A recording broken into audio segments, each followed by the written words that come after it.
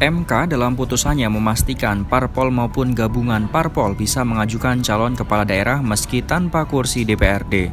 Hal itu sesuai dengan putusan MK yang diajukan Partai Buruh dan Partai Gelora sebagai pemohon. MK menyatakan menolak permohonan provisi pada pemohon, namun MK mengabulkan bagian pokok permohonan. Hal itu disampaikan oleh Ketua MK Soehartoyo dalam sidang pembacaan putusan. Putusan mengadili dalam provisi menolak permohonan provisi para pemohon.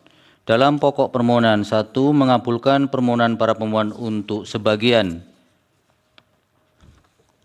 2 menyatakan pasal 40 ayat 1 Undang-Undang Nomor 10 Tahun 2016 tentang perubahan kedua atas Undang-Undang Nomor 1 Tahun 2015 tentang penetapan peraturan pemerintah pengganti Undang-Undang Nomor 1 Tahun 2014 tentang pemilihan gubernur, bupati, dan wali kota menjadi undang-undang. Lembaran Negara Republik Indonesia tahun 2016 Nomor 130 tambahan Lembaran Negara Republik Indonesia Nomor 5898 bertentangan dengan Undang-Undang Dasar Negara Republik Indonesia tahun 1945 dan tidak mempunyai kekuatan hukum mengikat sepanjang tidak dimaknai. Partai politik atau gabungan partai politik peserta pemilu dapat mendaftarkan pasangan calon jika telah memenuhi persyaratan sebagai berikut. Untuk mengusulkan calon gubernur dan calon wakil gubernur, A. Provinsi dengan jumlah penduduk yang termuat pada daftar pemilih tetap sampai dengan 2 juta jiwa, partai politik atau gabungan partai politik peserta pemilu harus memperoleh suara sah paling sedikit 10% di provinsi tersebut.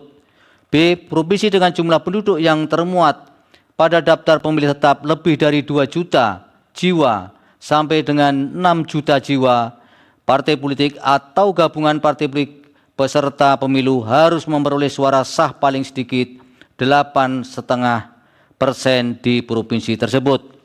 C. Provinsi dengan jumlah penduduk yang termuat pada daftar pemilih tetap lebih dari 6 juta jiwa sampai dengan 12 juta jiwa, partai politik atau gabungan partai politik peserta pemilu harus memperoleh suara sah paling sedikit 7,5% di provinsi tersebut.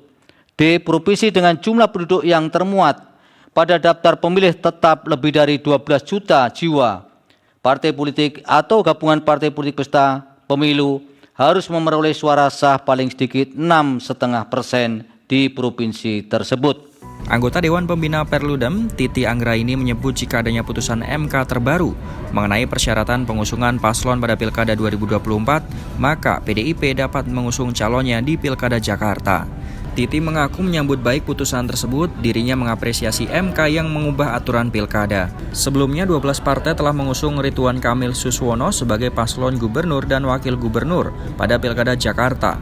Deklarasi ini disampaikan pada Senin kemarin yang tergabung di Kim Plus. Sejumlah partai antara lain Gerindra, Golkar, PKS, Nasdem, PKB, PBB, PSI, Demokrat, Perindo, dan P3. Lalu ada juga 2 partai yang tak lolos parlemen, yakni Garuda dan juga Gelora.